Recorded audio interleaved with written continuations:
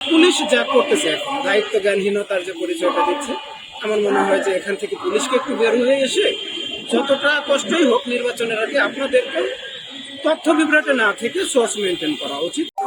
এবং সাবেক DIG, additional DIG Mizan, যার বাড়ি হচ্ছে টুঙ্গিপাড়াতে, তার একটা রাইস মিল আছে টুঙ্গিপাড়া ব্রিজের পাশেই, ওইখানে রাত্রি যাপন করছে এবং ওর পিছনে একটা ঘের আছে, সেই ঘেরে তারা প্রশিক্ষণ নিয়েছে, দীর্ঘদিন প্রশিক্ষণ নিয়েছে।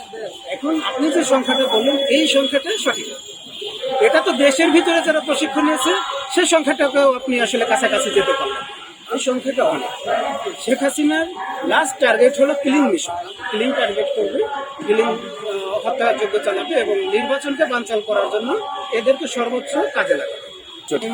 আমি সাবেক পুলিশ কর্মচারী। আপনি যখন সাংবাদিকতা করবেন, আপনাকে আসলে সোর্স মেনটেন করতে হয়।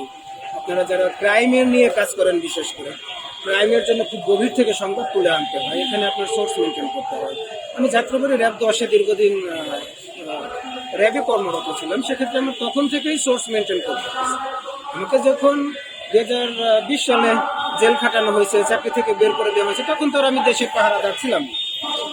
তারপর থেকে আমার মনে হলো যে আসলে বিপ্লবীদের পাহারাদার হওয়া এখন উচিত। আমার মনে হয় দেশের কিছু মানুষের পাহারাদার হওয়া উচিত।